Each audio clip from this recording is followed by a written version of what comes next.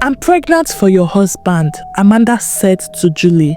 Julie was resting under a shade in her husband's compound. She had a glass cup containing red wine and she was holding a copy of Ovation magazine in her left hand.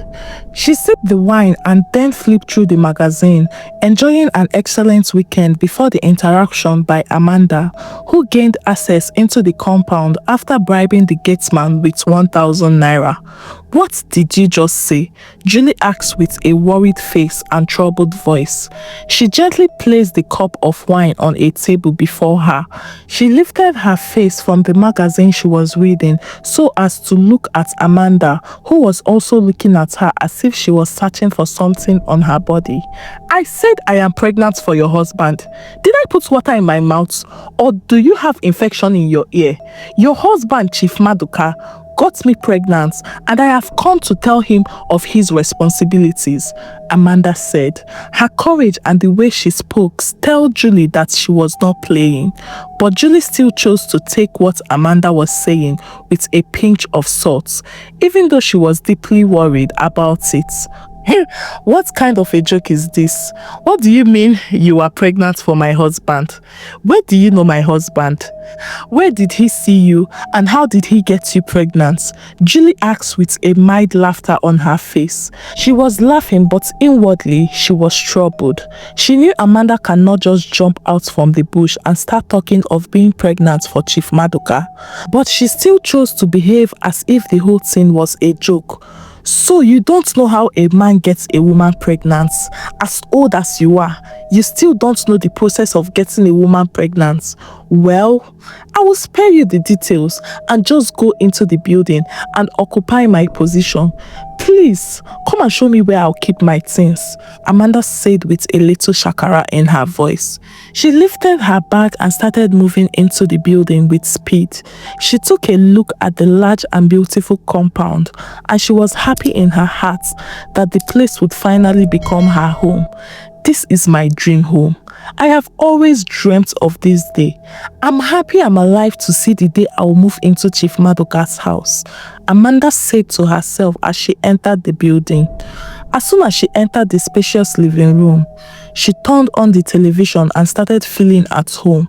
She went to the kitchen and fried 10 eggs and brought it out in a flat plate and started eating. She also opened the fridge and brought out 2 bottles of Maltina and used them to wash down the egg. All this happened within 30 minutes. Julie was shocked at the speed with which Amanda occupied the building and took over her kitchen as if she had been living with her for years. Do you care for some egg? You are my co-wife and there is love in sharing.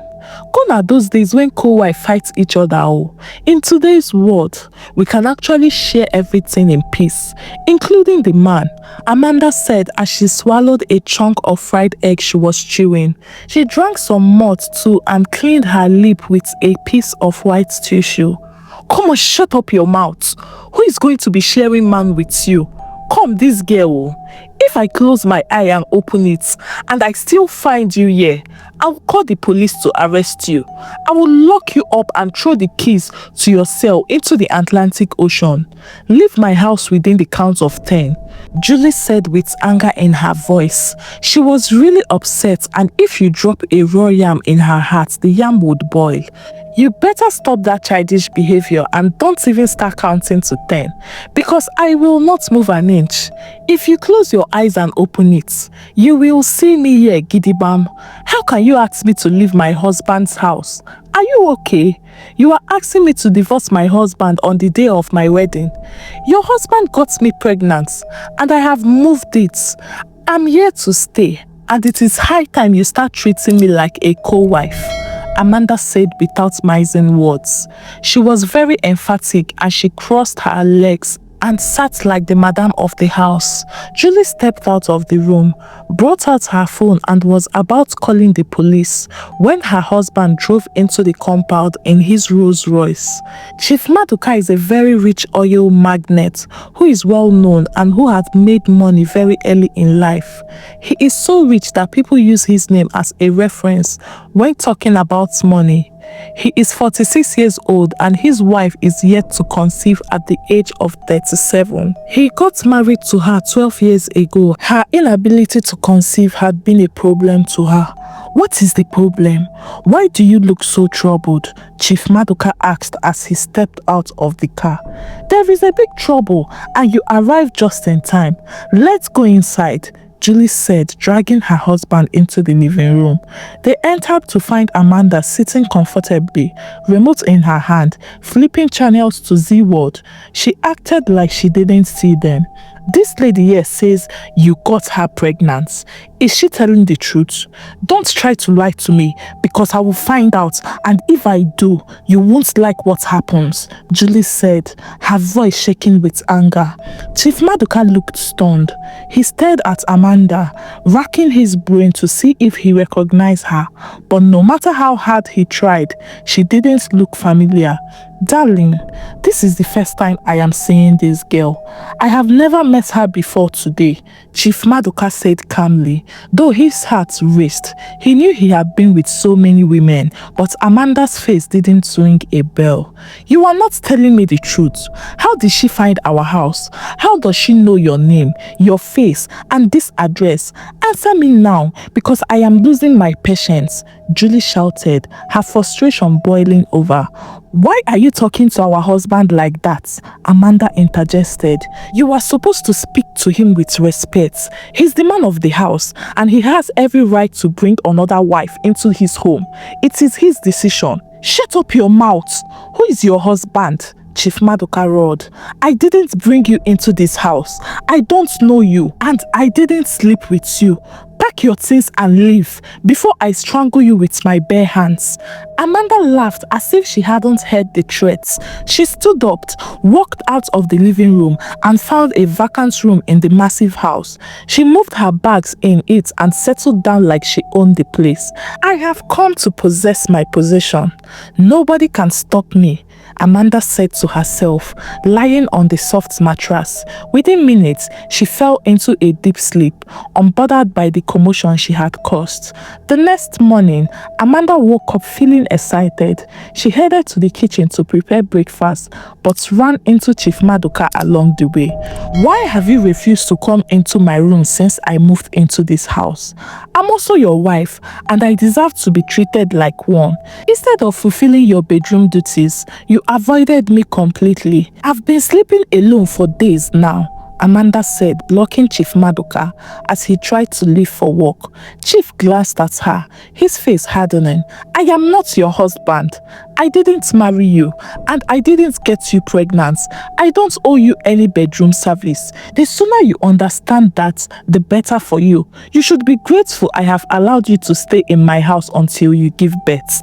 After that, you will leave. If you want a man to service you, find the person who got you pregnant. But if you continue making me uncomfortable in my own house, I will throw you out without hesitation, Chief Maduka said. Amanda stood her ground, blocking his path. Chief Maduka sighed in frustration, lightly pushing her aside to make his way out. But as soon as his hand touched her, Amanda intentionally fell to the ground, clutching her large belly and wailing dramatically. You have killed my baby, oh. What did I do to deserve this? Is it a crime to carry your child? Why did you slap me? Why did you kick me so hard? Amanda screamed, holding her waist as though in labor. Her cries grew louder, forcing Chief Maduka to stop in his track. Although he had already opened the door to leave, Amanda's screams made him turn back. She was rolling on the floor, tears streaming down her face, her mouth wide open in exaggerated pain. Her dramatic performance unsettled Chief, but before he could act, Julie appeared, alarmed by the noise. What is going on here? Why are you carrying her like she's made of glass? Julie demanded, her voice laced with suspicion. She crossed her arms, glaring at her husband. You said you didn't get her pregnant, but now you are pampering her like a baby. What is going on, Chief? Chief Maduka froze, unsure of how to respond. Amanda seized the opportunity to escalate the situation. He beat me, oh! He slapped me and kicked my belly. My co-wife, please help me. I'm in so much pain, Amanda Amanda cried out, adding more tears for effect. Julie's eyes widened, and despite her jealousy, she was outraged at the idea of a pregnant woman being beaten. Why would you do this, Chief? Have you lost your mind?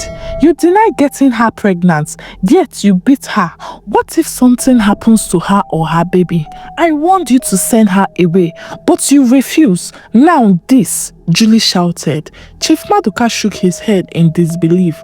I didn't beat her. I only moved her out of my way. She's lying. His protest fell on deaf ears. Feeling cornered, he scooped Amanda into his arms and carried her to the car, intending to take her to the hospital to prove she wasn't injured. As soon as he drove, Amanda dropped the act, smiling smugly. Are you happy now, Chief? It is just the two of us in the car, driving around town like couples. Love is such a beautiful thing, isn't it? Chief tightened his grip on the steering wheel, ignoring her taunts.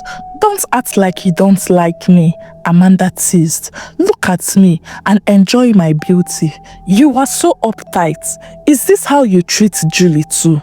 Stop talking. Don't distract me while I'm driving, Chief snapped. Amanda pouted. Why are you shouting? Can't you speak sweetly for once? You are not romantic at all. Oh. I am not your husband, Chief groaned. When they arrived at the hospital, Amanda immediately resumed her crying, holding her belly dramatically as the nurse rushed to her aid. What happened, Chief? Why is she in pain? One of the nurses asked. He beat me, oh! He beat me, Amanda wailed. He slapped me, kicked my belly, and now I don't know if the baby is still alive. Help me! Help me! The nurse turned to Chief with a look of disapproval. Chief, how could you do this? A respected man like you should know better. For the last time, I didn't touch her like that, Chief protested, his voice filled with frustration. The nurses examined Amanda thoroughly. There were no injuries and the baby was fine. However, Amanda refused to leave, claiming she was still in pain. She insisted on staying overnight, demanding that Chief remain by her side. If you don't stay, I will go to the radio station and tell the world you beat me, Amanda threatened. Exhausted and embarrassed, Chief reluctantly agreed.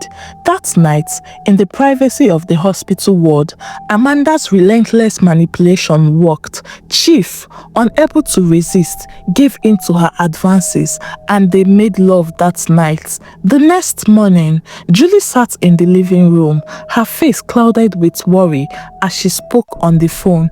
I have a job for you. I want to see you as soon as possible. There is something urgent I need you to handle, she said in a low, tensed voice. On the other end of the line was John, a private investigator recommended to her by a trusted friend. Her friend had assured her that John could help uncover the truth about Amanda. Julie's anxiety had only worsened after learning that her husband had spent the night with Amanda at the hospital. Her patience was running thin. Since Chief Maduka had refused to send Amanda away, she decided to take matters into her own hands.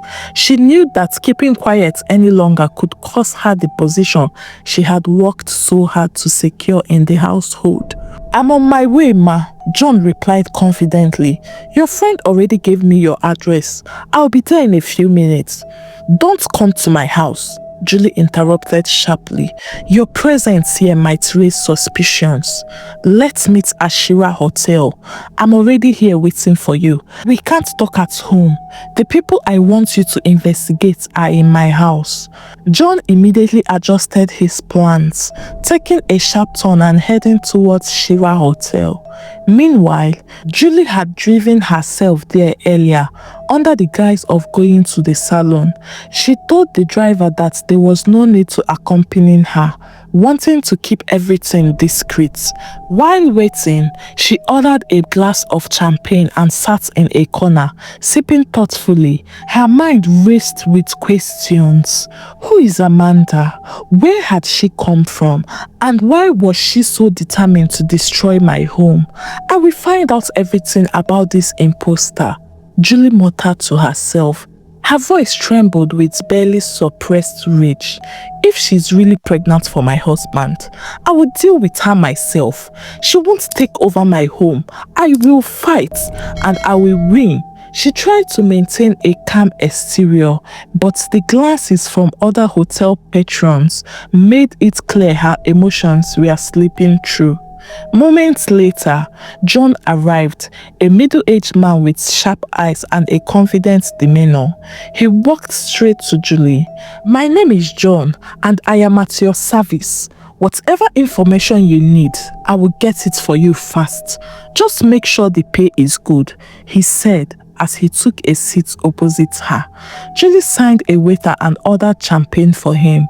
John gulped it down in one go, like a man who had been walking through a desert.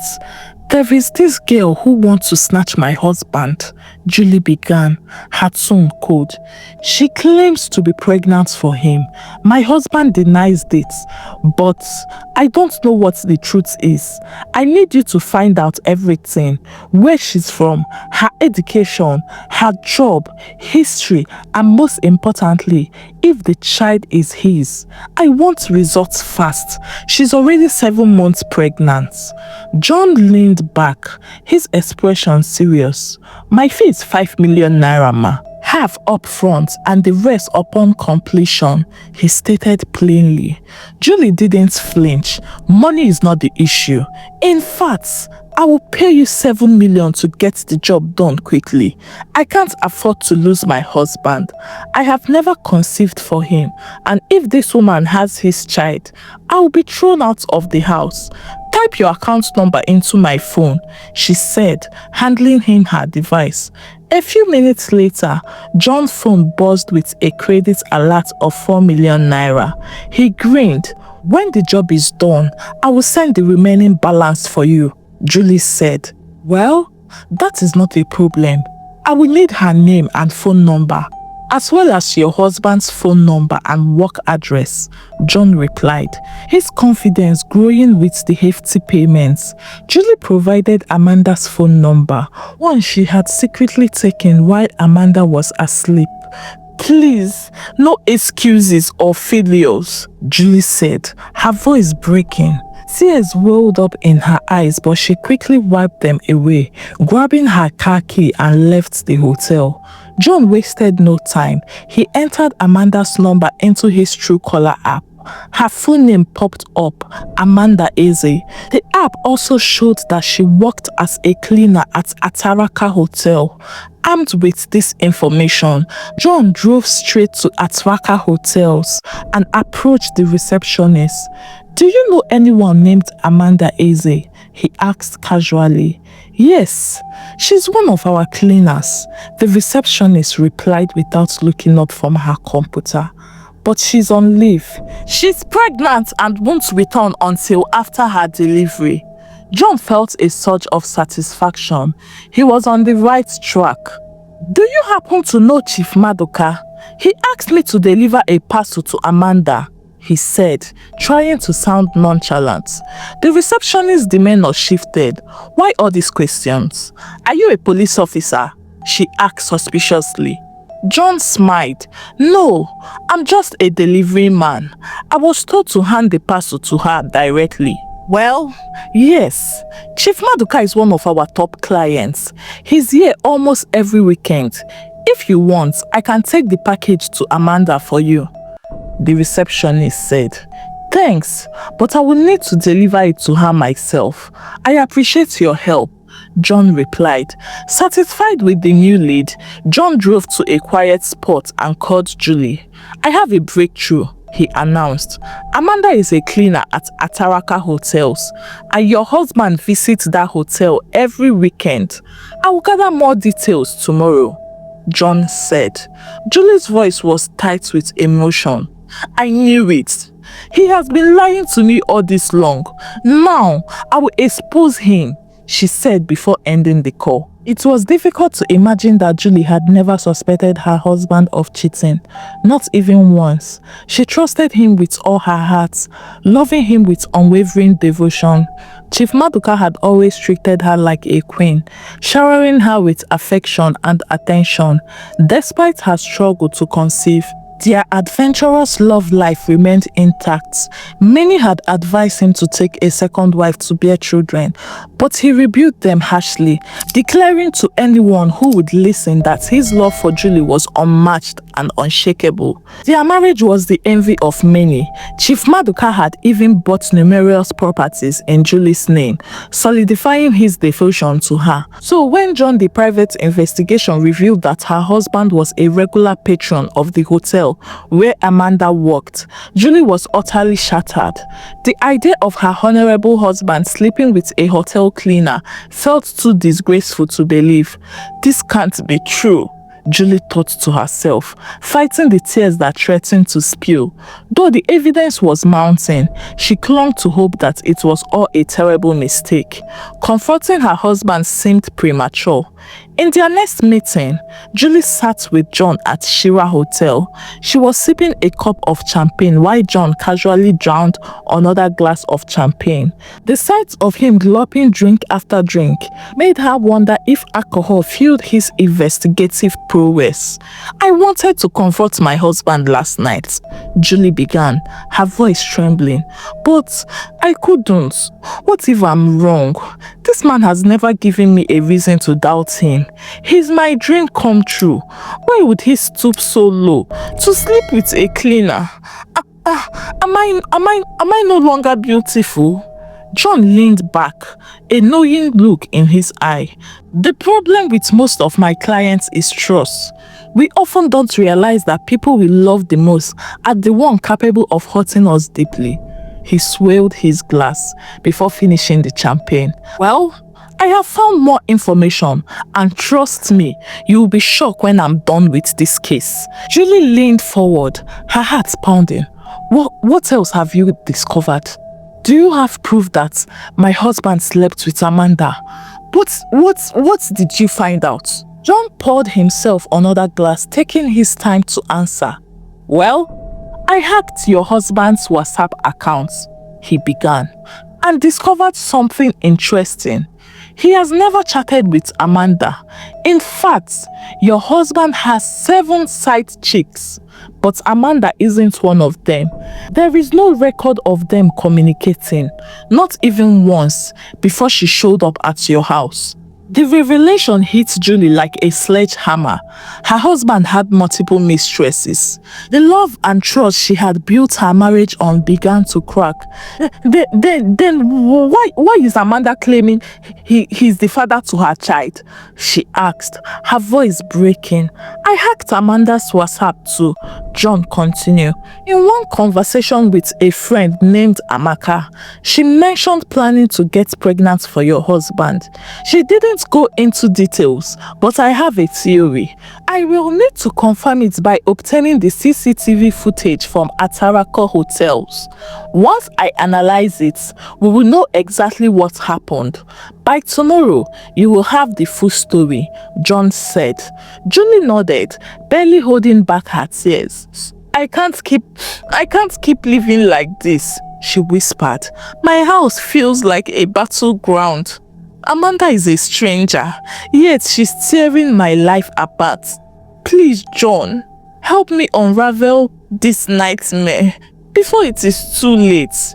She stood abruptly, wiping her tears, and left the hotel.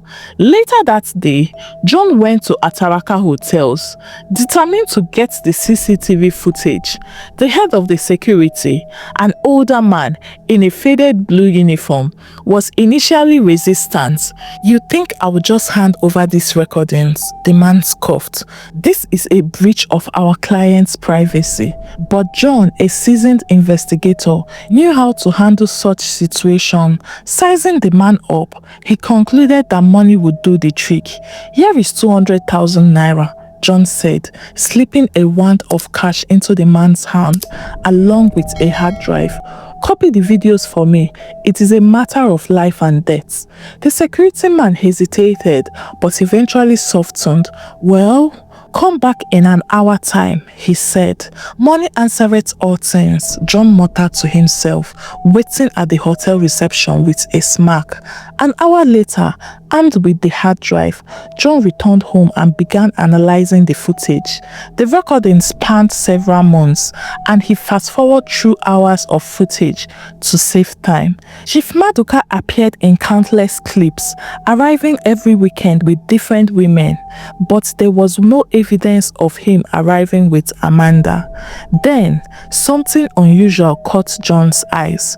A camera positioned near the hotel back entrance showed Amanda approaching a trash dump with a basket. She paused, rummaged through the trash, and discreetly slipped something into her handbag. John zoomed in, and it was a used condom. "That is it," John exclaimed, sitting upright. "The truth is finally out," he said. He immediately called Julie. "I have evidence that Amanda got herself pregnant using your husband's sperm stolen from the trash. I will show you everything tomorrow," he said. That night, Julie laid awake replaying John's word in her mind. The sheer audacity of Amanda's actions stunned her. "This is insane," she whispered into the darkness. Finally, around 3 a.m., exhaustion claimed her and she fell into a deep sleep. The next day, Julie went to the hotel to meet John. Julie's eyes welled up with tears as she watched the videos on the laptop. She had always believed her husband was incapable of cheating, but now the evidence was undeniable. The footage left no room for doubt. Deep down, she wished it was all a terrible dream and that she would soon wake up. But as the minutes ticked by, the harsh reality became clearer. "Today is the worst day of my life," she muttered to herself, her voice trembling. I can't believe this is happening to me. I've always been living with a chronic womanizer all this time, bragging to my friend about how faithful my husband is. I didn't know I was married to a Casanova," she said. Her tears came harder, each one filled with pain and betrayal. She and John had rented a discreet hotel room to view the evidence, far from praying eyes. The room was cold, the air conditioned on full blast, humming softly in the background. The wall clock chimed 9 a.m. Julie, overwhelmed, rose from the table where the laptop sat and collapsed onto the bed. Her sob echoed in the quiet room. John watched her from the table, his expression unreadable. "One good thing is clear," he said, shutting the laptop and placing it in his bag. "Your husband hasn't gotten Amanda pregnant. He didn't sleep with her before she showed up at your house. That much is obvious now." John's voice was calm, almost calculated. He slung his bag over his shoulder and walked to the bedside, sitting beside Julie. Her face was buried in her hands, tears streaming down her reddened cheek. "Don't cry too much," he said, lowering his voice. "All hope isn't lost. At least you are still alive. You can fight for your home." John had been biding his time, waiting for Julie's most vulnerable moments. The first time he met her, he had been drawn to her. Now, seeing her broken and hurt, he knew it was time to act. Slowly, he reached out to wipe her tears with a handkerchief. Soon, he started touching her cheek, and then he drew closer again and started kissing her. Julie responded to the kiss with equal intensity. She responded as if that was exactly what her body needed at that moment of pain and sorrow. It didn't take long before Julie fell onto the soft bed herself. Their love-making section did not last long, but Julie enjoyed it so much. Even though John is a 2-minute man, he succeeded in making her feel relief. It was when they were done that she realized she had slept with another man and not her husband. Although she felt better, she was sad that it had happened. She, however, refused to blame herself. One part of her mind even told her that she did the right thing. Meanwhile, John, satisfied, drifted off to sleep beside her. "John, wake up," Julie said, shaking him gently. He opened his eyes, looking at her with curiosity. "There is something I want us to do," she said, her voice firm. "I'm listening. I want you to arrange boys to kidnap Amanda," Julie declared, her eyes burning with anger. "I need to show her what it means to destroy someone's home. I just want to have a little talk with her." John smirked. "You don't need to worry about that. I have got my own boys. Just give me the word and it is done." Julie's lips curved into a bitter smile. "Good. Once she's kidnapped, call me. I want to look into her eyes and hear why she thought she could destroy my home. Just Amanda, leave my husband out of this. I will deal with him myself." John nodded. "Consider it done, ma." Julie dressed quickly and left the hotel room, her mind buzzing with thoughts of revenge. When she got home, she discovered Amanda had gone to the hospital for her routine antenatal checkup. Perfect timing. She grabbed her phone and called John. "This is the perfect time," she said, her tone cold. "I have sent you the address of the hospital. Make sure the job is clean. No mistakes. Only Amanda. I repeat, only Amanda. Leave my husband out of it." John, already seated in a black Range Rover with his boys, hung up the call. He had no intention of following all Julie's instruction. He had his own plan. At the hospital, Amanda lay on a bed while Chief Maduka sat beside her, holding her hands. John's boys, posing as visitors, gained access discreetly to the ward. Once inside, they drew their weapons and fired several rounds into the ceilings. Screams erupted as patients and staff scattered in panic. Within minutes, Amanda and Chief Maduka were taken at gunpoint, forced into the waiting SUV and driven away. Back at the hideout, John called Julie. "The job is done. I have sent you the address. We are waiting." What he didn't tell her was that Chief Maduka had also been kidnapped and was being held in a separate location. John had plans of his own, plans he wasn't ready to reveal just yet. Julie arrived at the hideout, her heart racing. Amanda was blindfolded and tied to a chair. She didn't know her husband was also blindfolded the same way and kept somewhere else. "So here we are. Remove the blindfolds on her eyes. I want to look in her eyes while questioning her," Julie said with pride in her voice. She was so happy to have Amanda under her commands and control. "Now, I want you to tell me how you got pregnant for my husband and why you did it. I already know the truth, so if you lie to me, I will have you killed. So start talking immediately," Julie tells Amanda as she sits down on a stool to listen to what she has to confess. "Abeg, calm down, madam.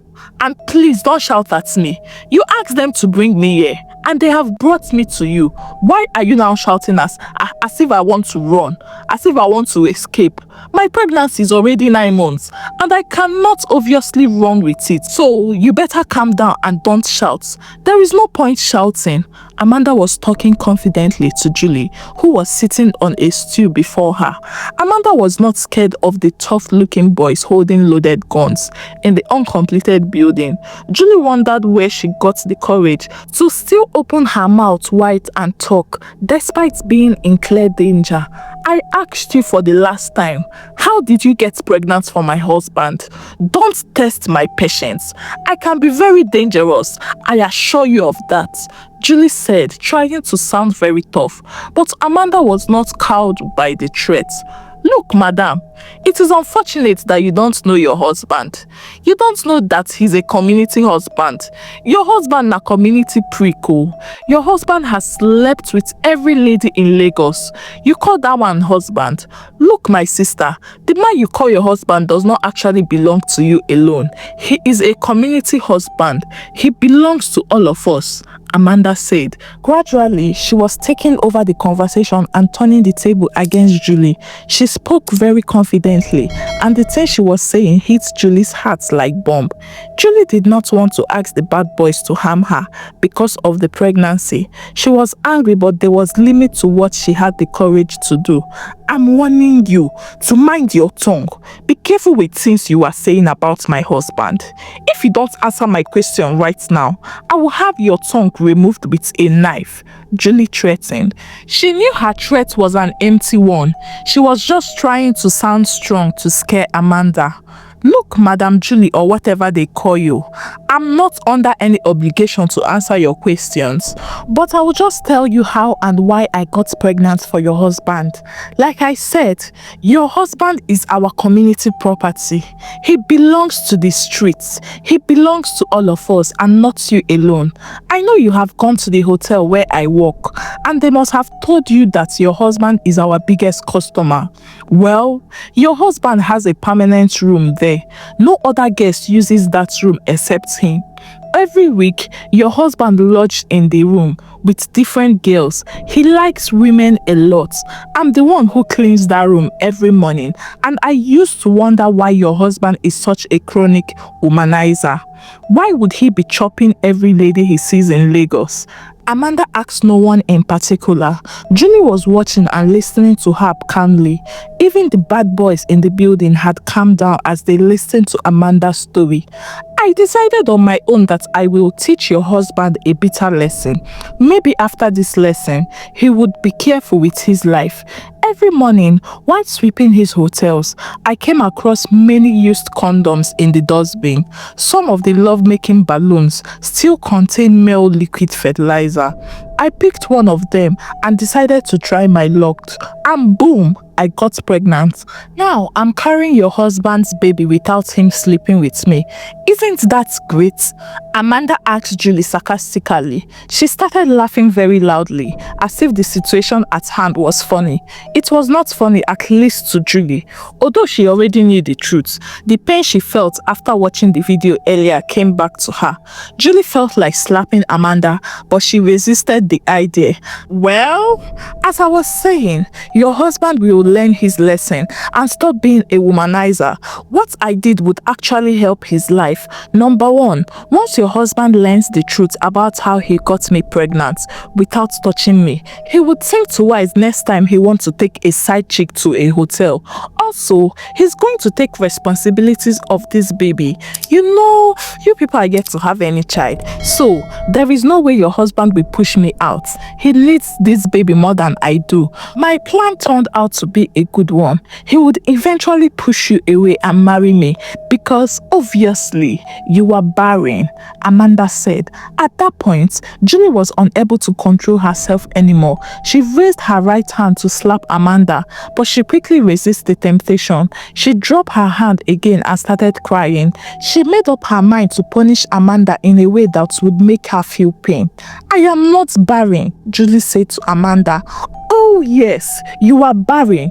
If you are fertile, why haven't you got pregnant all these years? Look at me now. Your husband did not even touch me, and I took in for him. You are barren, my dear. Know this and know peace. You better start making plans to leave your husband's house, because I'm taking over as soon as this baby is born." Amanda said with a sarcastic laughter. Tears welled up in Julie's eye. She stood up and started leaving the scene with pain in her heart. "Don't worry, I will not tell Chief that you are the one who kidnapped me," Amanda said. It was then that Julie knew that John also brought Chief Maduka to the uncompleted building. "Why did he kidnap my husband? I thought we agreed not to kidnap him," Julie asked John. She was still crying. "Don't you want money? Your husband has betrayed you. You have to get your pounds of flesh by taking his money," John said in hushed tones. "Go home. I will send you your own share of the money," John said to her. "In that case, let us change the plan. Let's release only my husband and keep Amanda. We can now use her and take more money from him," Julie said as she left the uncompleted building. Chief Maduka was released after payment of 20 million ransom, but John refused to release Amanda. "I will drain your spirits. You will regret all the painful words you said to me today. As for you, Chief Maduka, I will empty all your bank accounts and make you poor. You will regret cheating on me," Julie said as she laughed out loud on her bed that night. However, Chief Maduka had suddenly found himself liking Amanda. Not only that she's younger than Julie, she also has a way of capturing his mind and making him happy in a way he has never been before.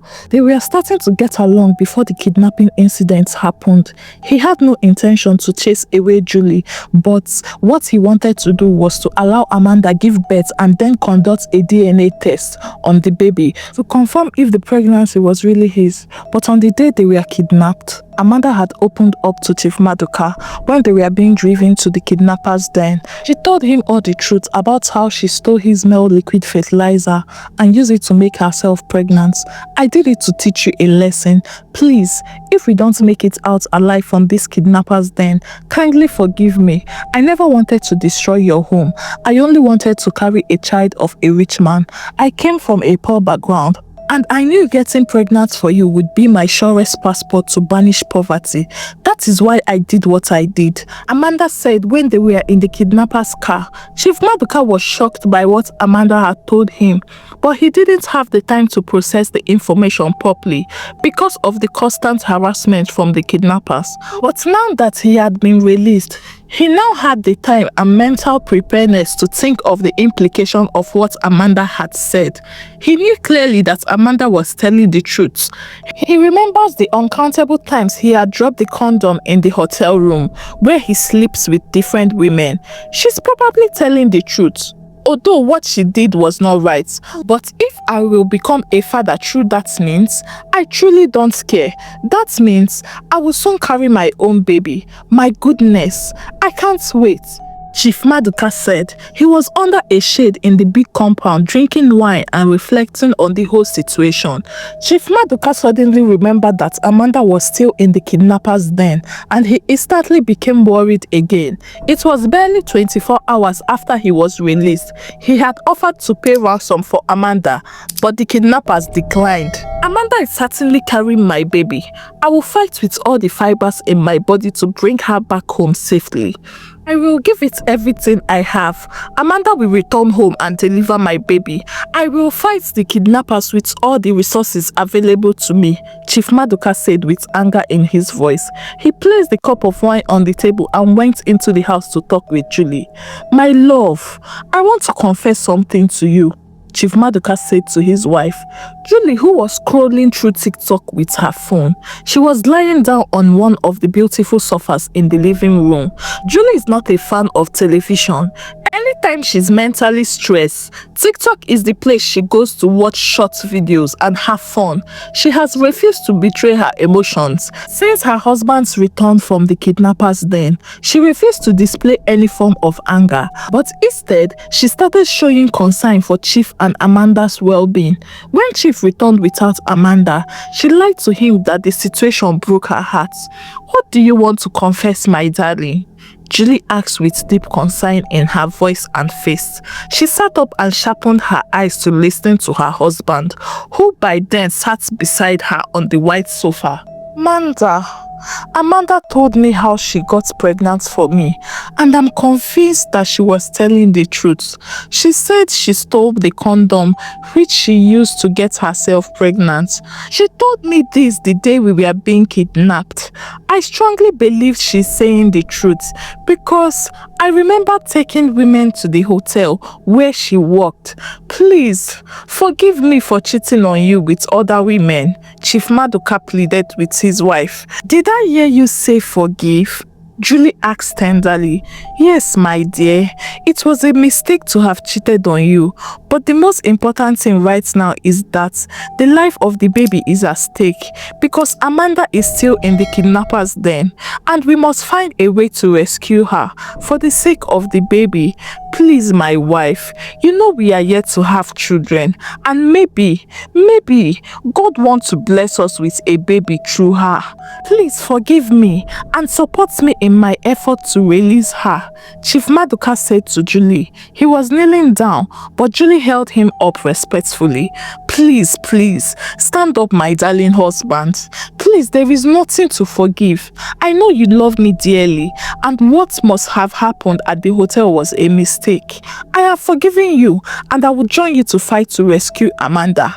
I will personally take care of the baby when it is born. I agree with you that God has blessed us through her. I will fight with you, and I will never abandon you, Julie said as she started crying. She hugged Chief passionately. Julie went outside after she was done with Chief. She brought out her phone and called John. Call my husband now. Demand 15 million as ransom to release Amanda. Do it now, she said. Of course, Chief Maduka paid, but Amanda was not to release. To make matters worse, Julie leaked all the information to the press. She leaked all the hotel videos to the press, and it became public knowledge that her husband is a womanizer who dumped his male liquid fertilizer in the dustbin, where a cleaner used it to get pregnant. Chief Maduka's reputation became badly damaged, and his businesses started suffering terribly. All the investors in his companies pulled out. Chief was crashing to the bottom gradually. His business stopped bringing in money, and the cash in his bank account started to decline. Sitting in her bedroom, Julie watched it all unfold with satisfaction. When I'm done with you, Maduka, you will never cheat on your wife in this life or the next life, she said, her laughter echoing through the house. Meanwhile, back at the kidnappers' den, John took his phone and dialed Julie's number. Hello, Julie, she has given birth. What do we do? She had a baby boy, John said over the phone, pacing anxiously. She surprised us. Amanda has proven to be very strong. What do we do now? We can't keep her here forever. The baby may die if we leave them in this uncompleted building. What should we do with Amanda and her baby? John was on the phone with Julie, who was relaxing on the bed. The time was around 9 p.m. Chief Maduka was not at home. Call my husband. Let him know that Amanda has given birth to a baby boy. Ask him to pay ransom of 25 million naira. Promise him that you will release Amanda and the child safely after the payment of the ransom, but don't release them after he pays the money. Please adhere to my instruction, Julie said. She was very happy that everything is going as planned. It's okay. I will call him right now, John said as he dialed Chief's number to break the news to him. When Chief heard the news, he was overjoyed. Despite all that had happened to his business, he still had 35 million naira left in his bank account. The next day, he made urgent arrangements and delivered 25 million naira cash to the kidnappers. They warned him clearly not to come to the place with the police, so he acted all alone. When are you going to release Amanda and the baby? Please, I want to see them as fast as possible. When should I come and pick them up? Please tell me the place. Let me start coming, Chief Maduka tells John on the phone. Calm down, Chief. We are the ones in charge here, not you. We will tell you when Amanda and your child will come home. We take the decision. You are not in any position to decide for us. Good day, Chief, John said over the phone. Chief Maduka was once again heartbroken. He had expected that the kidnappers would pity him and release Amanda and his son because he had done everything they asked him to do. He drove home from the kidnappers' hideout, feeling so much pain in his heart. Chief Maduka was gradually bankrupted. Now he had only 10 million naira left in his bank account. It is as if my life is coming to an end. What have I gotten myself into? These people have emptied my bank accounts. My businesses have crashed. My friends and partners now treat me with disdain. The whole country has now heard that I'm a bad man who goes around sleeping with women. Everyone that held me in high esteem in the past now treats me like Satan. People despise me like leprosy. Am I the first person to cheat on his wife? I'm sure there are men out there cheating on their wife too. But why is everyone focusing their attention on me? Is it because I was caught? Why is the world being so unfair and unjust to me? Chief Maduka asked himself. He had driven into his compound, but he was in the car where he was reflecting on the situation that had befallen him since the past few months. God, please intervene. You are my last hope. I know I have failed in many aspects of my life. I have destroyed my marriage and I have violated the sanctity of my matrimonial home. I failed in my duties as a married man. I failed my wife and I failed you. My Creator, God, please do not abandon me because you are my last hope. Everyone I know in this world has abandoned me. My reputation has been destroyed and my life is about to end if you fail to intervene. God, please do not leave me. Show up for me the way you showed up for Samson when he was in the prison. Show up for me the way you showed up for the Israelites. God, show up for me this last time. I promise never to go back to being a womanizer. Show up for me and restore my hope.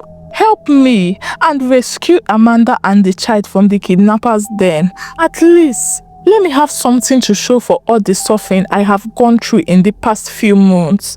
Please forgive me because I am only human and I am not infallible. God, please show up for me. Do not abandon me. Chief Maduka prayed. For the first time in many months or years, he prayed sincerely from his heart because he knew it was only God that could save him from the impending disaster. I'm waiting for an answer from you, God. I need your help. Please forgive me my evil doings and intervene on my behalf, the chief said. He was weeping profusely with his head rested on the steering of his car. Suddenly, he heard a knock on the windscreen of the jeep. Chief looked up and saw Amanda standing by the door of the car. He jolted back to life and then wind down the glass. He felt as if he was dreaming, but it was real. Amanda was carrying a baby in her arms. The baby was wrapped in a clean blanket. He was shocked beyond words as he quickly opened the car door and jumped down. My goodness, what happened? They had refused to release you when I caught them after paying the money. God, I am so happy. Please let me see my baby.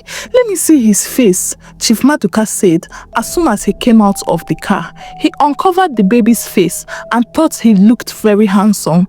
Chief knelt down and lifted his hands up to God in appreciation, who had just answered his prayers. What happened? How did you convince them to release you? Chief asked again.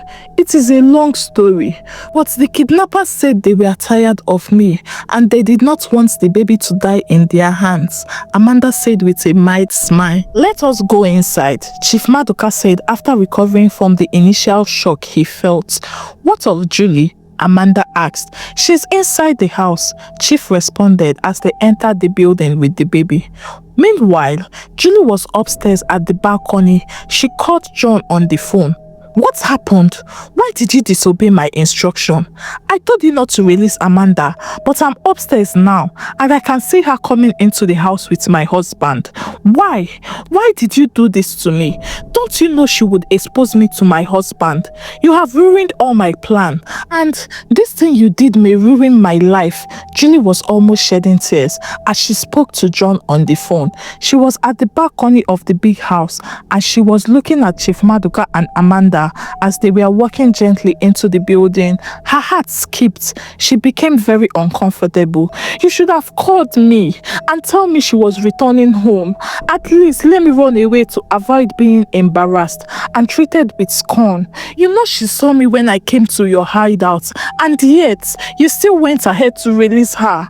Why did you do this to me? Julie was still questioning John. Madam Julie, I have no business with you anymore. My business with you ended the day I finished the contract you gave me. You asked me to investigate Amanda and I delivered on the job. Kidnapping is a different thing.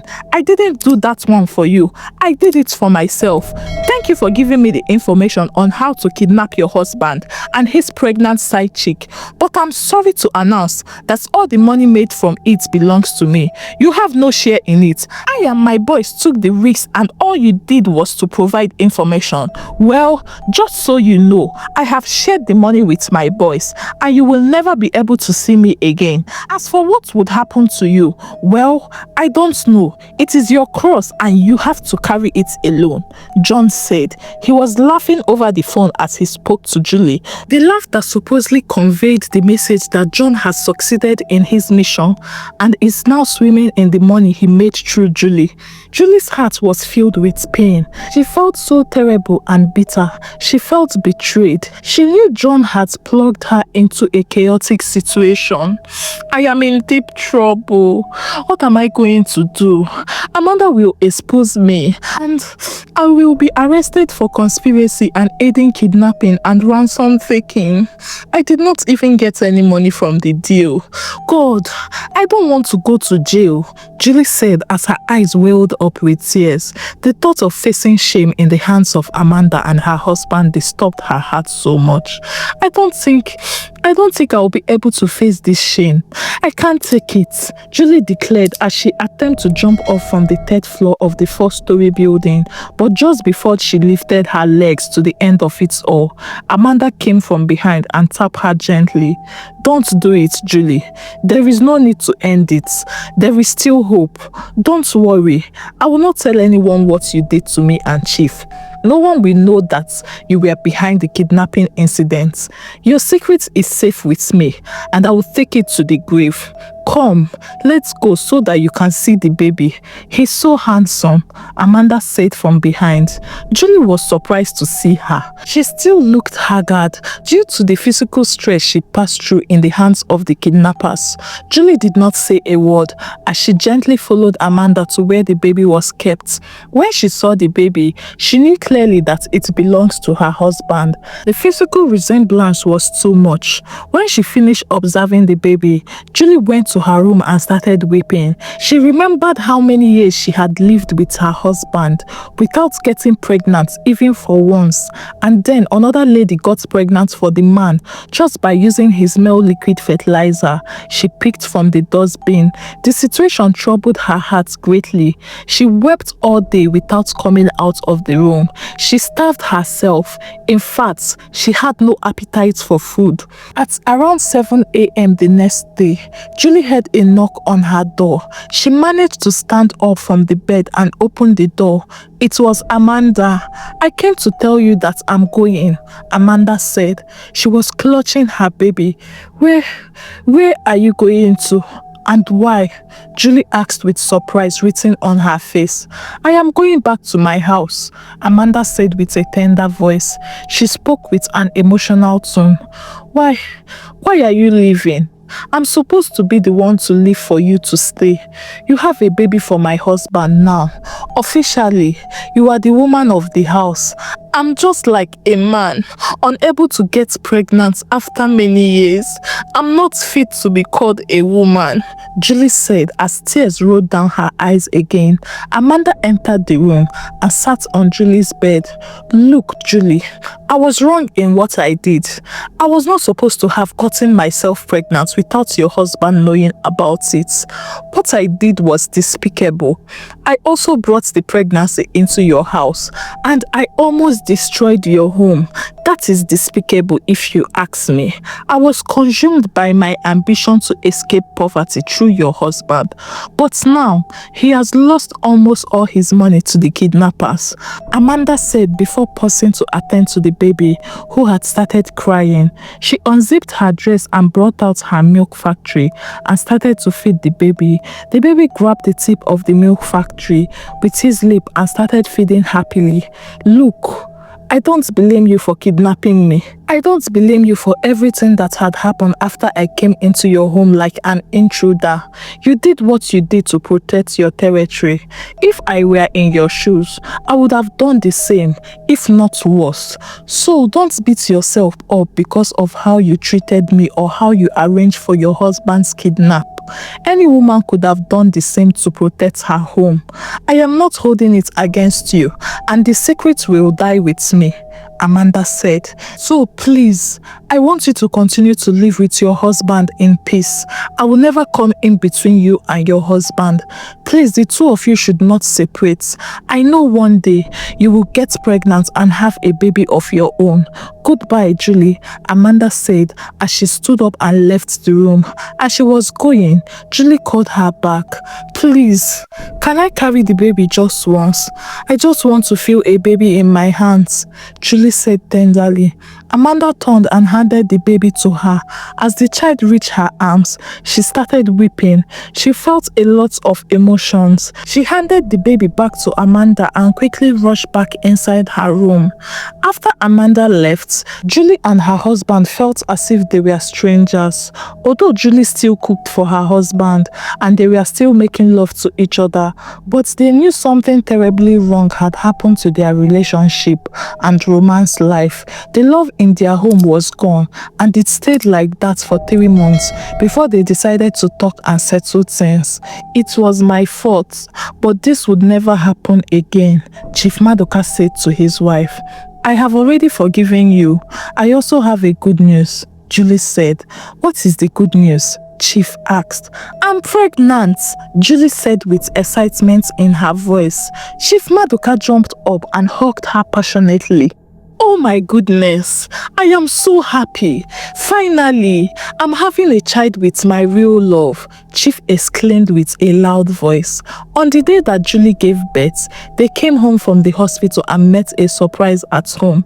When they came back, the gateman gave Chief a bag. When he opened the bag, he saw so much money. There was a note in the bag and he quickly rushed and read it. Julie listened attentively as her husband read the short notes. Dear Chief Maduka, I hope this meets you well. I'm the man who kidnapped you. I did not really need your money. I only wanted to teach you a lesson. All the money I took from you as ransom is in this bag. Please stay faithful to your wife and never go outside in search of women, because in the end, you stand to lose many things. I know you are a wise man and you must have learned your lesson. The notes read. Julie was shocked and Chief Maduka was stupefied. Their lives gradually went back to normal. Chief Maduka kept in touch with Amanda and took care of her and her baby. The moral of this story: cheating on your partner is like stepping into a web of chaos. You never know where it would lead. It can expose you and your loved ones to unimaginable dangers. Chief Maduka was lucky to survive, but not everyone is as fortunate. Do you think Julie did the right thing by exposing her husband to the media? Were you in support of what she did when she found out her husband was cheating on her?